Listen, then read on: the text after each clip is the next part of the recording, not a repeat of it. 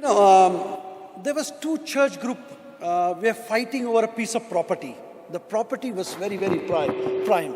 I don't know if you know church groups fight over property, but some parts of the world they do. And this one group were the Anglican, the other were the Pentecostals. They were fighting over a very prime piece of property. They tried everything possible to resolve it, but they were not able. Finally, the Anglican committee says that let's have a debate. Whoever wins the debate will finally get the property. The Anglicans were expert in debating as such. The Pentecostals, when they heard that there's going to be a debating, they were kind of so afraid. They had a kind of a shiver in their liver kind of situation. They were afraid. They said, debate, we don't know what to do. So all the pastors gathered together and said, what should we do? Finally, a farmer in the community got up and said, I will go for the debate as such. And the pastors were happy that, the farmer is going to go for the debate. The Anglican chose the archbishop. He studied in Oxford. He knew all the nuances of debating. He was brilliant, and the farmer. On the appointed day, it was billed to be the mother of all debates. They met on the exact property which was under dispute as such. The Anglican bishop looked very impressive with all his finery, with all his paraphernalia. He looked dapper kind of thing. And the farmer had a very simple clothing, like just a munda and a shirt kind of thing. And both of them met at this place of the debate. There were lots of people witnessing the debate. The bishop began by saying, just did like this. The Pentecostal farmer, the bishop, the farmer. The bishop all of a sudden was beginning to sweat. It was warm with all his finery on him. It was, he was really sweating. Also because of the situation he found himself in. He finally takes a communion tray and lifts it up to the sky. The farmer removes an apple from his pocket and begins to eat. The bishop says, I have lost the debate. You have won. The Pentecostals get the land. There was an utter confusion and chaos in the Anglican camp. They caught hold of their bishop. What happened? We thought we sponsored you to the University of Oxford to study. You had figured out everything in debating. How come you lost? He said, that guy, he was a smart guy. I don't know what did he do for education, but he was brilliant. I told him, God is everywhere. But he said, no, God is right here. I told him, God is Father, Son, and the Holy Spirit. But he said, yet they are one. I told him, Jesus said, as often as we meet, let's remember him. But he said, it all began with an apple. There was rejoicing in the Pentecostal camp. They said, wow, what did you do? How did you pull it off? He said, very simple. He may be dressed great, but he was thick out here. He was dumb, basically. He told me, go anywhere you want. I said, no, I will stay right here. He told me, I'll give you 3 days to vacate the property. I said, not a single day. He then took his lunch. I took my lunch. Communicating from one culture to the other culture is always challenging. And especially when you communicate some of the ancient text of the Bible and try and bring it to a contemporary relevance, it has even more challenging as such. See, character study is so important, but we do one fundamental mistake whenever we study characters. We tend to put that character up on a pedestal. Like in our mind, we don't think some of the characters we study are really historical people. We think in more terms of its mythological figures. We think they are myths, basically. They are not historical. So that is the reason to say, oh, Abraham. Like, when somebody say, Abraham did it. If we tell somebody, they'll say, oh, Abraham, oh, Jacob, all these characters, we just don't believe that we can do what they did. We tend to put them up on a pedestal, right up there, and we say we can never achieve what they have achieved as such. That's a normal practice that we have whenever we look at characters and study biblical character. That is the reason I want to make it very clear at the outset. They are basically historical people, very much like us. When you study these characters, they have strength, they have weaknesses, they have big flaws, some of them. Some of them have committed things that we also have not committed. So they were quite a character, some of them. So, never put them up on a pedestal. Some of them are worthy to be emulated. Some of them we can learn from their life as such. They should not be emulated, but we can learn from them what mistakes we should not make. So there are different kind of character. This morning I've chosen a very a character I have never studied. When Achan said that you should come and do something, my immediate temptation, like all of us preacher, was not to prepare. You have, in 25, 30 years of preaching, you know many characters. You can pull off any character, just come and stand and deliver kind of thing. But then I realized maybe it's time to look at a new character. And so this morning, I've chosen a character called Elijah. It's a very interesting, it's a mysterious. I don't like mystery. I'm a financial accountant by profession, basically. And accountants don't like mystery. Accountants believe in raw facts. They look at the facts and then they kind of interpret based on the facts that is available. As very easy job as such. But Elijah is a strange character. Weird almost in certain situations. That's the reason I've titled this particular talk as Elijah the Radical. Elijah the Radical. It's a very common term we use, but radical are people who think out of the box, who do things like nobody does as such, you see. So that's the kind of character Elijah is. And, as we said, in 1 hour, you can't really cover everything. You, at the most, can, get you stimulated and interested in how to look at it and what to read and things like that. It's very interesting person Elijah is. So he had one vision. He's had a very important vision in life. His vision was to let people of Israel know that Yahweh and Yahweh alone is the Lord God. That was his overarching vision of life as such. His one vision was to let people of Israel know that Yahweh alone is God. Because his name is like that as such. We'll go into this. Why is that? Because the kingdom had been, after the Solomonic time, after King Solomon, the kingdom was divided into two. The northern kingdom was called Israel, the southern kingdom was called Judah. And Elijah was in northern kingdom. And he basically did his business or work during the reign of King Ahab and his wife Jezebel. And when you study the context in which Israel found themselves is then, there have been almost 60 years since Israel was founded. There was almost 6 kings before him that have gone, and all of them have committed evil. That is one phrase you'll hear when you study 1st and 2nd Kings. All of them committed evil in the sight of the Lord. All of them. They were king like Jeroboam. With him, the northern kingdom began. Nadab, Baasha, Elah, Zimri, Omri, and Ahab. All of them. When you study their life, these kings' life, there have been assassinations, multiple murders, debauchery, sexual debauchery. There have been, atrocities, and moral apostasy was the order of the day. The whole kingdom, the people have forgotten who Yahweh is. People only knew Baal and Asherah. This is the only god and goddesses they knew. They knew nothing about Yahweh.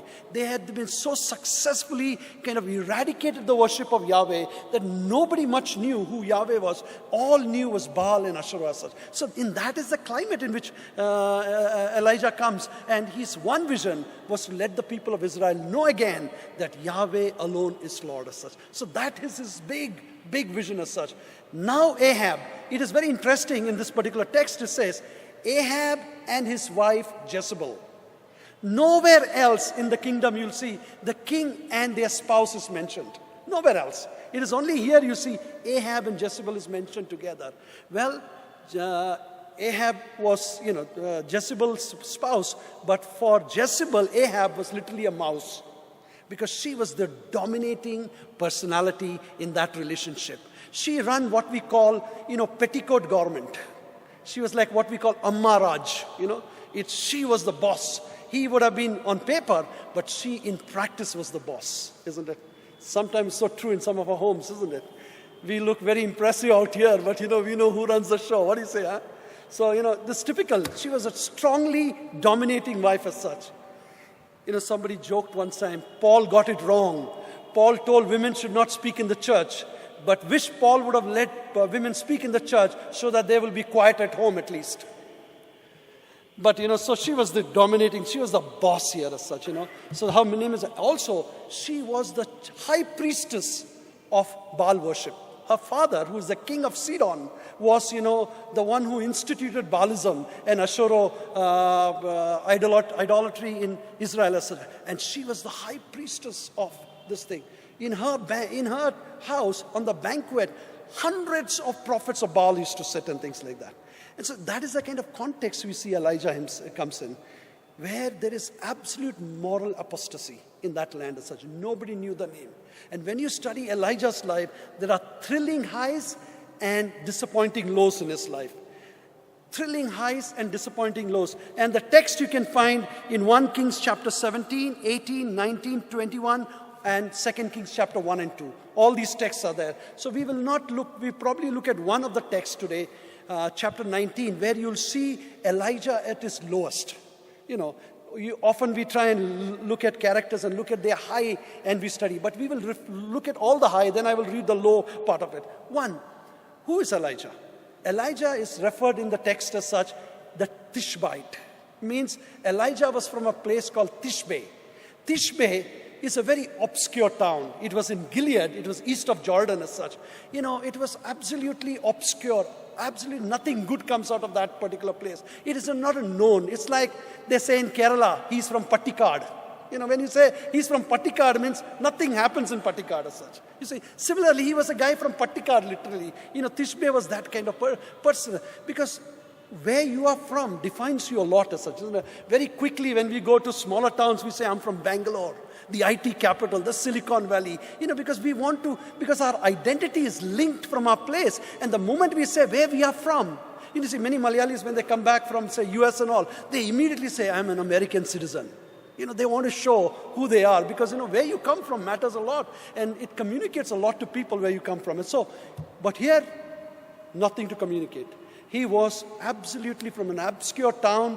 Nobody knew this town. It was like one of the boondocks, literally, that kind of place he came from. Very obscure. Nothing, nondescript. Nothing comes out of that particular place. And his name, literally translated, means the Lord is my God. Yahweh is my God. Elijah. It's a combination of God and Jehovah, basically. So, Elijah. So what basically is saying that Yahweh is my God. The Lord is my God. In that particular kingdom of Israel, Ahab and Jezebel had made Baalism so popular, nobody even knew much about Yahweh. Here is a man with a name literally in your face saying that Yahweh is my God. And that is the kind of name.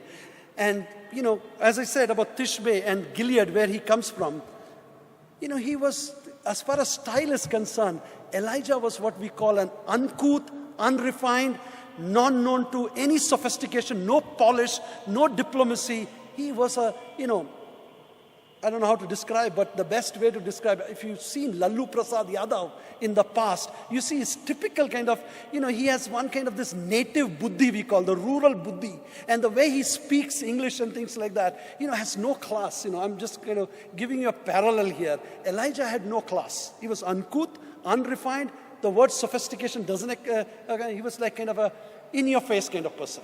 So that is the kind of background he comes from.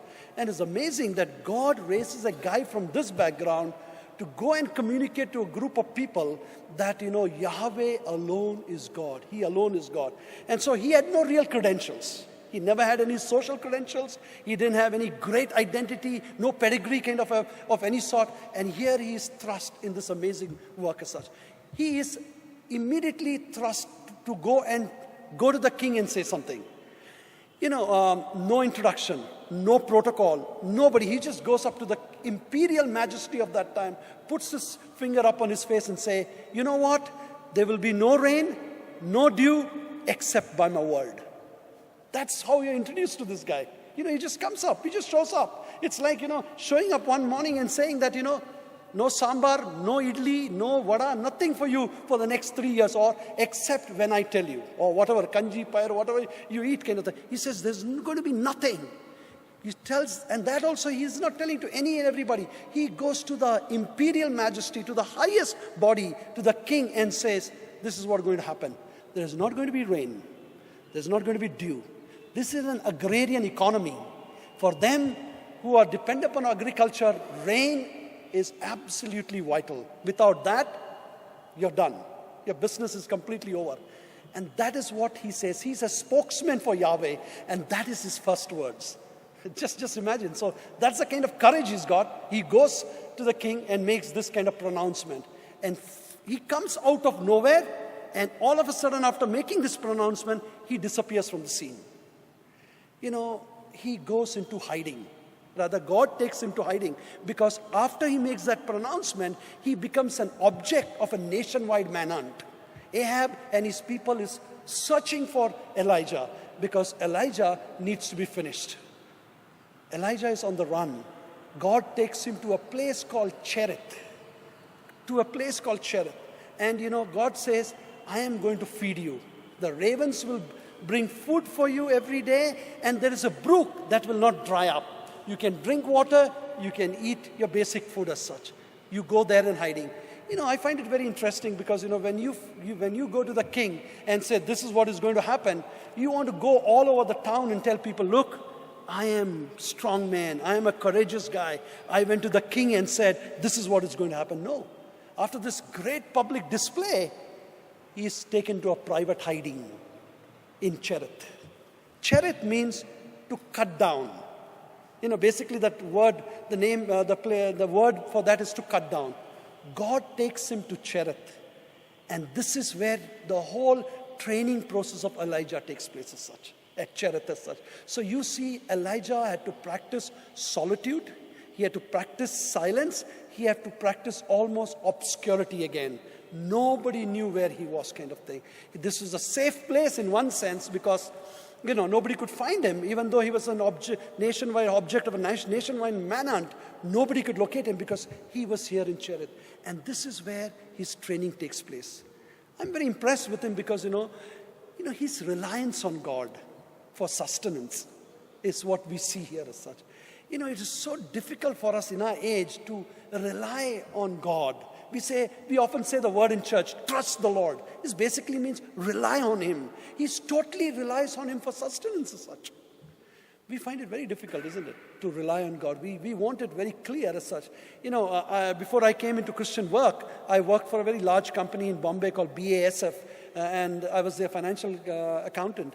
And my whole job, when I used to go to church, a lot of missionaries used to come to our church, and they would say, we work in this tough place, we don't have money, but God brings us at the last minute food, or, we are taken care of.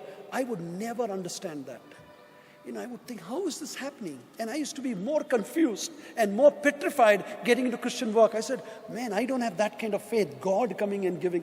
They never told that, God used this instrument. This particular person came and gave us money so we could go to a restaurant and eat, or whatever that kind is. They never said. They made it very mystery. They wrapped it around a mystery as such. They packaged the whole thing under mystery. And I could not understand that kind of thing. But now, as I've been in Christian ministry over 25 years, I begin to realize God takes care of his people.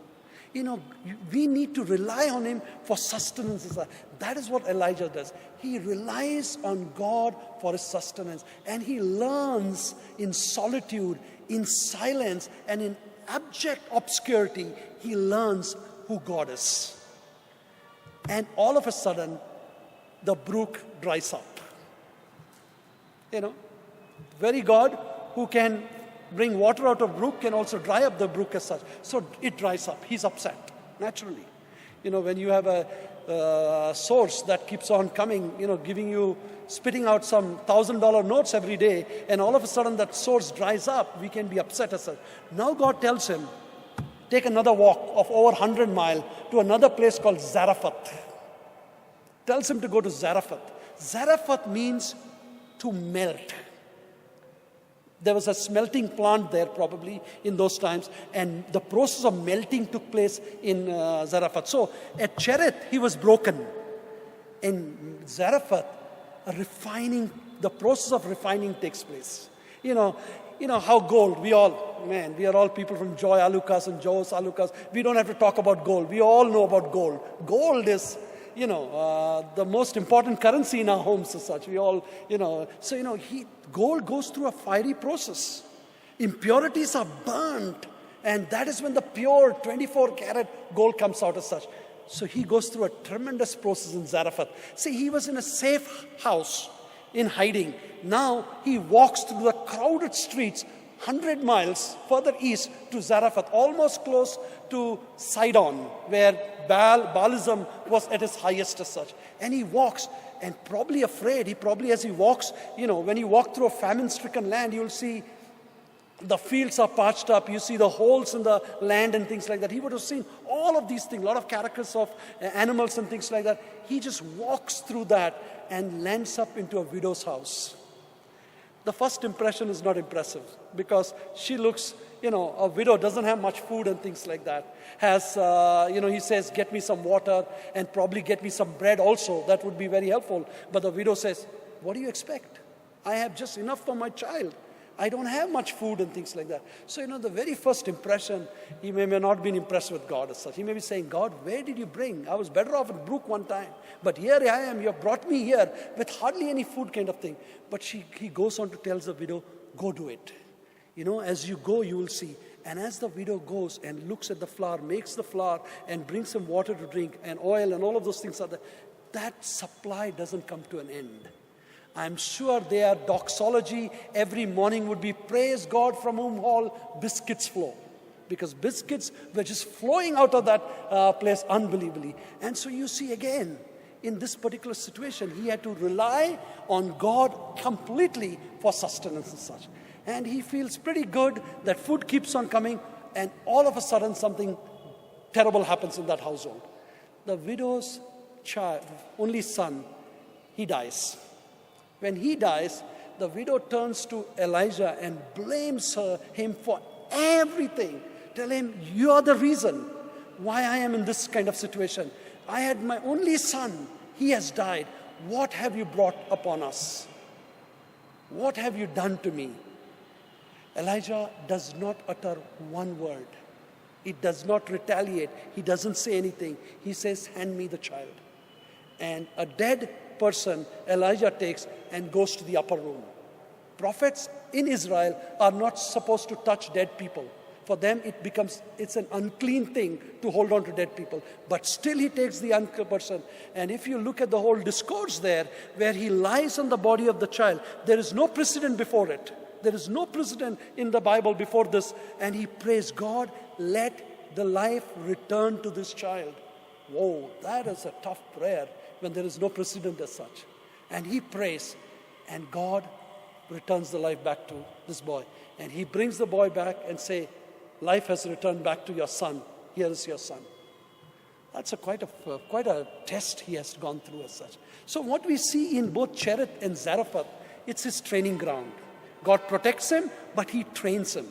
He trains him through solitude, through silence, through crisis, to rely on him, to trust him, to utterly trust him as such. Not like saying 50% on God, 50% on the company. 50% on God, 50% on the bank. No, 100% on God. That is what the training takes place as such. And what the most important aspect of this training is the work in the inner man. In your inner recesses of your life. A lot of our focus is on outer man. That is the reason we have so many shopping malls. We have so many gym and fitness center because all our focus is on the outer man. We can look nice today. We can dress well. You never get old today if you get the right Botox shot. You'll never get old. You look always young, smart, and happy as such. And so a lot of our focus is on developing the outer man. All our training is on outer man, developing the outer man. But rarely do we look at being trained for our inner man. Paul says in Corinthians, though outwardly I may be wasting away, but inwardly I am being renewed day after day. So in this training, his inner man is renewed. His inner being is renewed. And this is the focus of the training. And that is what we need to learn, is that, it is through solitude, through the practice of depending upon God, to relying on God, trusting in him and in prayer, you develop working on your inner man. Because when you're young, you can cap your inner man because you have enormous energy. So you can cap your inner man. Nobody will know that you have inner problems and things like that. But as you get old, when arthritis set in, when you're confined to a single room, when people don't want to see you, you're lonely, you're alone, that time you see resentment, bitterness. There are many angry old people because, they have never invested in developing their inner man when they're 30, 40, and 50. Chances are very high you are a bitter, angry old man We have heard of angry young man, but angry old man is becoming a reality in many parts of our homes, in our cities and things like that. Because we have never worked on inner recesses of life. We never focus on inner. We are so much on outer man. As outer man begins to fade, our inner man is not renewed because we don't invest in it. We don't see it's important. This is what happens in Elijah's training.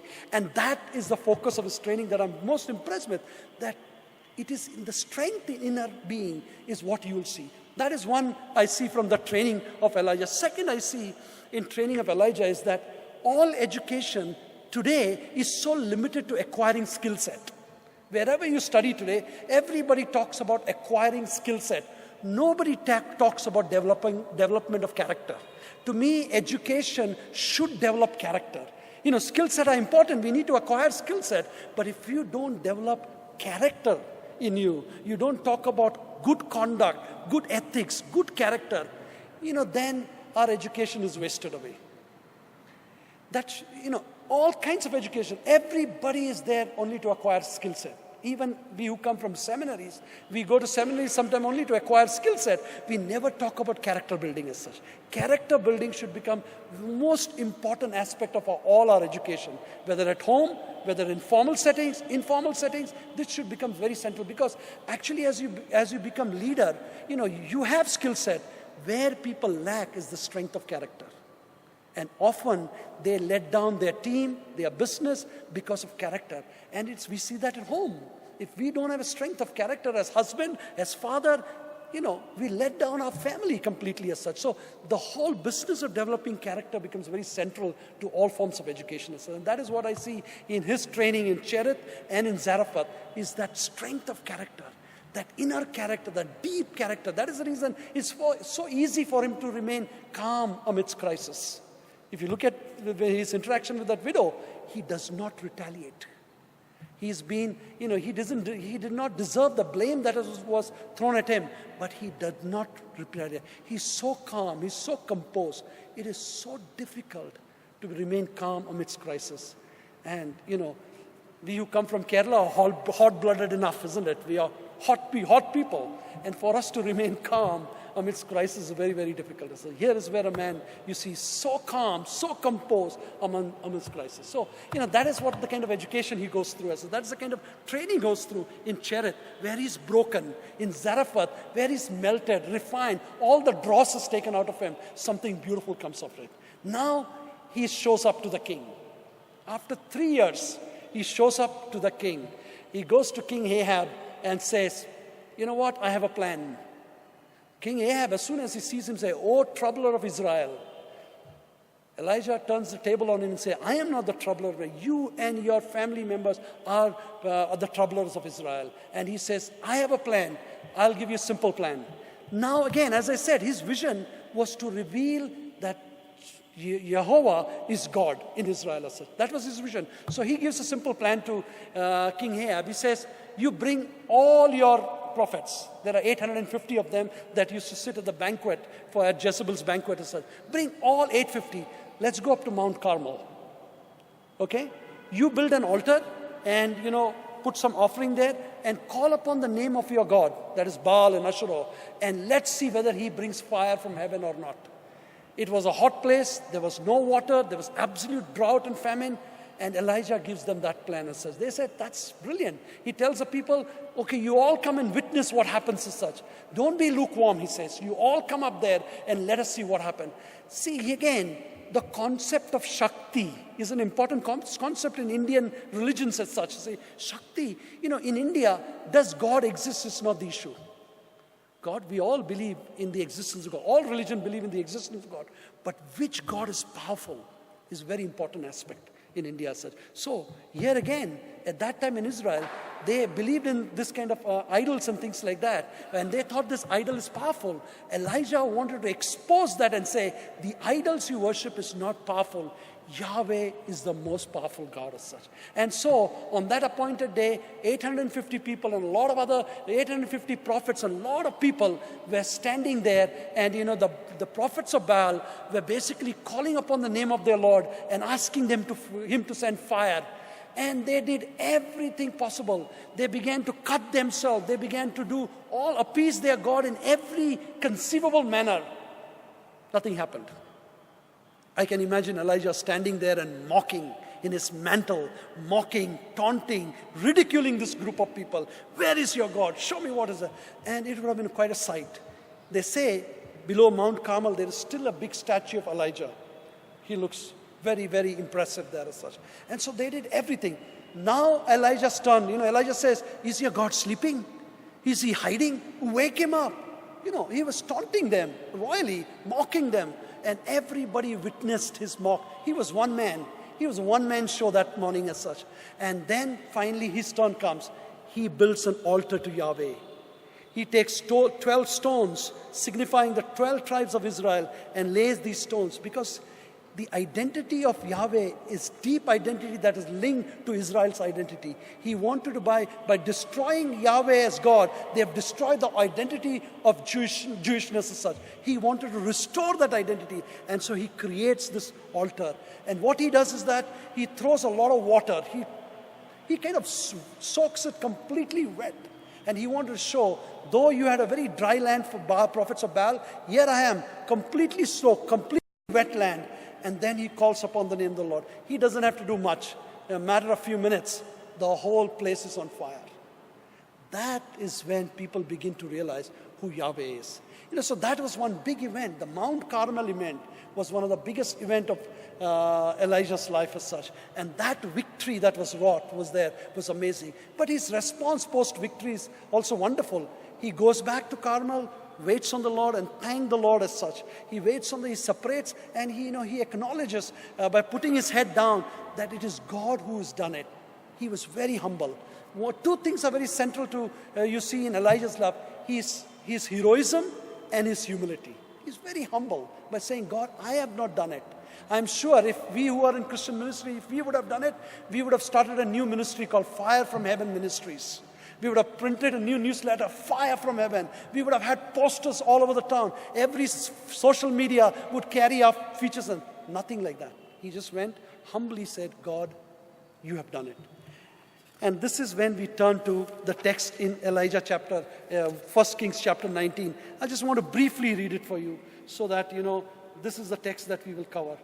We have very less minutes, but we will just kind of quickly go through it. Chapter 19. I'll read few verses.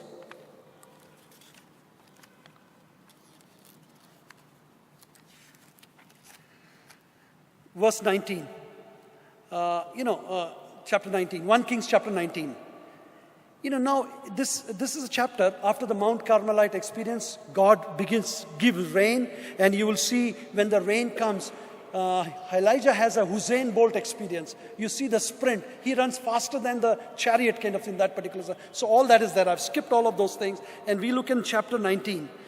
Now Ahab told Jezebel everything Elijah had done, how he had killed all the prophets with the sword. So Jezebel sent a messenger to Elijah to say, may the gods deal with me, be it ever so severely, if by this time tomorrow I do not make your life like that of one of them. Elijah was afraid, ran for his life. When he came to Beersheba in Judah, he left his servant there, while he himself went a day's journey into the wilderness. He came to a broom bush, sat down under it, prayed that he might die. I've had enough, Lord, he said. Take my life. I'm no better than my ancestors. This is one of the lowest moments of Elijah's life. Mount Carmel was the highest moment of his life. And here you see he's in dumps, literally. He's in his disappointment, discouraged. He runs, because he's afraid. He's intimidated by Jezebel. Jezebel practiced management style, what we call management by intimidation.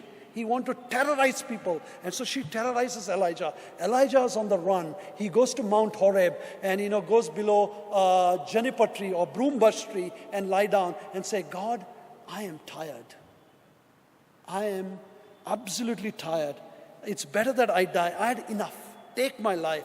I'm no better than ancestors. And as you read through this, he says, God, I am the only person left in Israel who kneels down to Yahweh. Rest all are apostate, basically.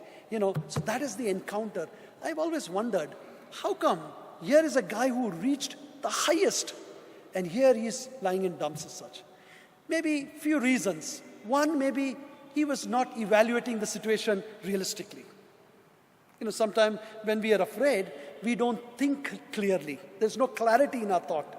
We don't evaluate the situation realistically, and we begin to be afraid. In any crisis and situation, when somebody intimidates us, when somebody terrorizes us, or there is some situation in our life with our children or with our own jobs, or we are so afraid. We always, make up or think about the worst case scenario. We always like to operate from the worst case and then work backwards as such. Probably Elijah did not think. He said, finish, my life is over. He did not think clearly. And he did not have any friends who would encourage him and things like that. And other reason could be that, whenever you earn a terrific victory, there's always a backwash that will take place as such. Sometimes in life you see that happen as such. Especially if you ask mountain climbers, they love, I've never understood why people climb mountain, but I have some friends who are big mountain climbers, and I've always asked them they say the thrill of climbing the mountain and reaching that peak is unbelievable. They are so motivated to go up on top, but they say when they reach on top, after a few minutes, that elation, that drive goes down because they have to make the journey down. They have to climb down the slope as such. And when you climb down the slope, you wonder, is it worth it? Probably after a great victory, there could have been a situation in Elijah's life where, he was completely down. Or he was physically exhausted and tired. Physical exhaustion takes a great toll on us. Sometimes we who are in ministry try to stretch too much. We literally burn both ends of the candles. And in the process, after some time, a lot of people burn out. Elijah probably had a burnout kind of situation. In India, we don't recognize burnout so much. We keep going. But, sometimes some people are very depressed as such. There is burnout that takes place as such. So probably he had a burnout kind of situation. And, he wallowed in self-pity. When you are down, when you are out, you begin to kind of say, why me, God? Why this has to happen to me? And you kind of wallow in self-pity. Why this kind of situation? You kind of have regret in everything you do. You want death. You want a safe exit. And Elijah probably was in that kind of situation. At his lowest ebb, he probably wanted to give up. He wanted to die. So self-pity. God speaks to him so well. As you read in this chapter, God communicates to him so well. God tells him, sleep. When you are exhausted and tired, it's good to take break. Even God took break after on the seventh day as such. We sometimes, especially we are who are in Christian work, don't take break. All of us need to take breaks sometimes.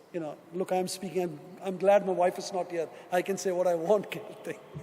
But, I have to say that sometimes when you're exhausted, it's good to sleep, good to rest and things like that. It's very much needed. And then God calls him and says that, I still have a plan for you. I still have a plan. I have not done with you.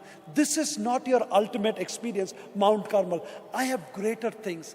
We often limit God when we look back and say, oh, that was the Exodus event. God departed the Red Sea. That is the greatest event. But God reminds in Isaiah that I can do far more beyond what I have done in Exodus. Forget the former things. Do not dwell in the past. See, I'm going to do a new thing in our midst. Don't limit God. When you limit God, you kind of, you have a precedent and you say, this is what the greatest thing he has done. So that becomes the benchmark and everything is based on that benchmark. But he says, don't limit God. So God says, I have a plan still for you. And lastly, God gives him a friend. God gives him a friend. This is so important. Sometimes we who are, in the church never understand the concept of friendship. We sing what a friend we have in Jesus. We talk about Jesus being our friend, but hardly we invest on friendship. There are three kinds of friends. There are some friends who are friends for a season. They come into your life during winter time. And by the time spring or summer or whatever climate comes, they go away from your life. They're seasonal friends. There are some friends who are your friends for a reason. As long as you sign up with them. As long as if you're, network marketers, you know that how it is. As long as you sign up with them, they're your friends. They are what we say in Bombay, matlabi. As long as the matlab or reason why they are friend is met, they're your friend. The moment that is over, they move away from your life. But there are some friends who are your friends for life. It does not matter what the season is. It does not matter what the reason is. It doesn't matter if you have not met them for 5 years. You can pick up the conversation from where you need to invest in that kind of friendship. As you get old, you can become very lonely. But if you have not invested in friendship when you're 30, 40, 50, and 60, when you're 65, chances are very high you'll have nobody. You'll be all by yourself. When your identity that is linked from what you're doing is removed, you're all by yourself. That is the reason we don't like the R word, retirement. We don't like that word because we become very lonely because our whole identity is linked to our work. The moment we are removed, we're nobody. Invest in friendship. God says, I'll give you a new friend, Elisha. Enters this another weird character named Elisha. And this is what happens after Mount Horeb. So there are many other situations that we see in Elijah's life, but Horeb is very interesting. But from there on, you will see, the issue of justice with the Naboth and vineyard. And Elijah he doesn't talk much. He kind of delivers a lot. He tells Ahab, the dogs will lick your wound because you have committed ultimate injustice as such. A poor man's vineyard you took it away from him. And so Elijah comes that you're done. And Ahab dies. Ahab's sons, Ahaziah comes on the throne. Ahaziah has no frame of reference. He had an accident. He falls off the lettuce and has an accident. And he calls his people and go and inquire from Beelzebub of Ekron. He basically says, this is basically the fly lord, or lord of fly. He was in a town called Ekron as such. So Elijah, when he sees his people going there, he says, is there no God in Israel that you have to go all the way to Ekron to inquire about the future of the king? And he's very upset and he burns a bunch of people. And in the end, he also burns down Ahaziah simply because he did not rely on Yahweh. Again, you see that situation. But in the closing, as we see, you see that Elijah and his death. It's a whirlwind, basically whirlwind. He's caught in his death is very interesting as such. As you study in chapter 2, 2 Kings chapter 2, his whole death, he's one of those second guy in the history who really cheated death. He didn't die. He was basically taken up. And when you look on his last day on the earth, he and Elijah is walking. They are walking. And he visits Gilgal, he visits Bethel, he visits Jericho, and he visits Jordan. All these 4 places where there is school of prophets. He was basically going to visit the school of prophets and basically, encouraging the school of prophets. But more than that, on his last day, even though Elijah knew he was going to die and a lot of prophets knew he was going to die, but they told, don't disturb Elijah. It was a time when he reviewed and reflected his entire life, because Gilgal was a place of beginning. Bethel was a place of prayer where he prayed a lot, especially at Cherith and Zarephath. And Jericho was a place of battle where Mount Carmel he battled as such. Lastly, Jordan was a place of death. And he's taken up in the air. But just before being taken up, his very close friend Elijah says, I want what you have. I want your anointing, but not single portion, but I want double portion of anointing. Elijah says, I won't give it to you. It's not that easy. But if you see me being taken up and be focused on where I'm going, you will get it. You will get it. And when he's taken up, the mantle falls on Elijah. And Elijah receives double power, double portion of his anointing. What an ending. What an ending. He goes through the place of beginning. He goes to the place of prayer. He goes to the place of battle. He goes to the place of death and ends his life. He reviews and reflects his entire life. In that sense, he seemed very organized when he came to his death. Because typically in any sermon or any preaching, you review your back. He does a whole summary of his life and he organizes himself and he ends up his life. What a story. As we look at this man, his one vision was to let Israel know Yahweh is God. And he does that very successfully through many, many, many different incidents as such. What is my takeaway from this? What do I learn? Just one thing. There are many things we can talk about. I want to leave one thing. What I learned from Elijah is the courage. Courage. See, courage is not, it's said in many ways, but I want to look at it very differently, courage as such. People talk about courage literally, he's so courageous guy, he goes and fight and things like that. Most of our courageous leaders are people are fighter. But here, the fighting is much more. Courage I want to see is remaining faithful when nobody's looking. Remaining faithful when nobody's looking. Faithfulness is a very difficult thing. Loyalty. These words are not very popular words today. It is good for a dog. At the most, it's good for a Gurkha. But we are never faithful and loyal people. We don't. We are not loyal to any cause. We are not faithful. And to me, that is being faithful. That is a courageous person, is a faithful. When you talk about Gurkha, he is a courageous person we talk about. He's faithful, and that's the faithfulness. When nobody's looking, when nobody's caring, when you're alone, how faithful are you? That's an important aspect that I learned from his life, because he was faithful to Yahweh no matter what happened. He did not compromise. He was courageous to confront. He was calm in crisis. He was confident among conflict. He was faithful all through his life. From the beginning to end, no matter what the situation, what the circumstances was, he continued to be faithful. Secondly, we need to see courage when you endure pain, when the room is empty. When you endure pain, willingness to embrace pain when pain comes into your life. Sometimes we don't like pain. C.S. Lewis says, pain is God's megaphone, and often he speaks to us through pain very loudly. Between adversity and prosperity, it is easier to handle adversity, difficult to handle prosperity, because when we become prosperous, we lose a sense of equilibrium. We lose our sense of balance. We fall down. Pain is important. I'm glad for pain in life. If it's not for pain, our walk with God doesn't become strong. And it is through pain in Cherith and Zarephath, molding process take place. It is through pain some of our refining process take place. It is through pain that we become more pure. All the metal, gold goes through a painful process of refining. I see courage in Elijah. That is what I want to do. No wonder Elisha emulated, said, I want to become double like you. No wonder, because here is a man who suffered pain and endured it joyfully. Lastly, standing alone when misunderstood. That's difficult. For Malayalis, it's very difficult. Because we don't give in. We are fighters. If somebody tells us something, you say, you give me one, I will give you two. We are of that kind of belief as such.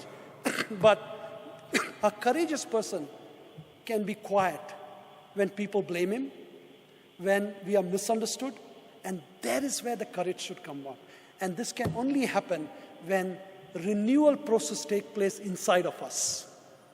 We can put up a big show outside, but when process of renewal takes place inside, Elijah came out of nowhere, became the spokesman for God when he challenged the king Ahab.